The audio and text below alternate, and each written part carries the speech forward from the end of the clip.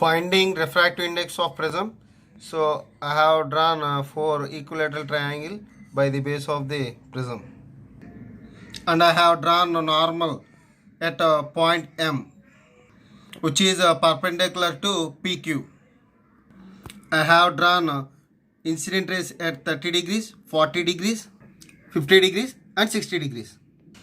Here I kept 2 iron nails on 30 degrees line vertically. Now place the prism. Now take another needle and try to keep another side of the prism by seeing the images in prism. Here you can observe the iron nail in prism. Now adjust and keep it. So it is coincide. Both iron nail and image of iron nail in same line. Now observe. Now take another nail. Now try to form a straight line with both image and with both two nails.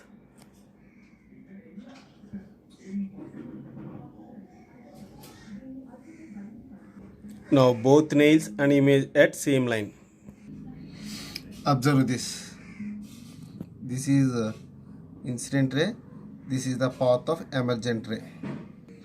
Now remove the prism and remove the iron nails also, and draw a straight line of an emergent ray to reach the PR at point N. Name this point as N and draw a normal, that is a perpendicular line to PQ at this point N. This is angle of emergence I2. Measure I2 with protractor. I2 is 64 degrees. Now draw the path of the light. This is the path of the light of the in the prism. Now try to extend the incident ray and emergent ray. I have extended both rays and I got the minimum deviation here. In the same way, find the angle of emergence and deviation for 40 degrees and 50 degrees and 60 degrees. I have done same thing at 40 degrees and 50 degrees and 60 degrees. I found deviation also. Now tabulate this angle of incidence and angle of emergence and deviation. By the experiments, I have calculated angle of incident values and angle of deviations. So here no need of angle of emergence. Now I prepared a graph by taking angle of incidence on x-axis and angle of deviation small e on y-axis. This is 10, 20, 30, 40 and 10, 20, 30, 40. Here for angle of incidence 30 degrees we got 64 degrees deviation.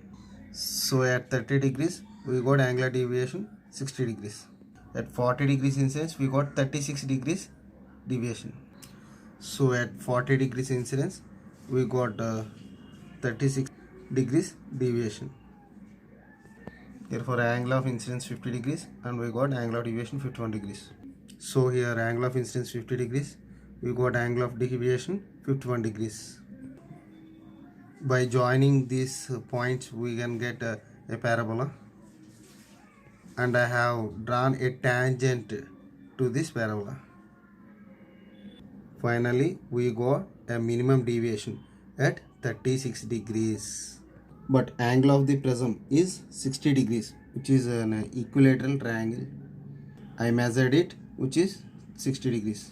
Now substitute angle of deviation, that is a minimum deviation D, and the angle of the prism A in this formula. Angle of prism 60 degrees and minimum deviation 36 we got. We have sine 48 and sine 30. I have already sent the sine values of photograph in previous sessions. So I substituted sine 48 value and sine 30 value. I divided it. I got 1.48. So I have hit rounding off to next tens. We got 1.5. So the refractive index of prism is 1.5. By observing this procedure, read lab activity in 5th chapter and try to write in the lab record by your own words.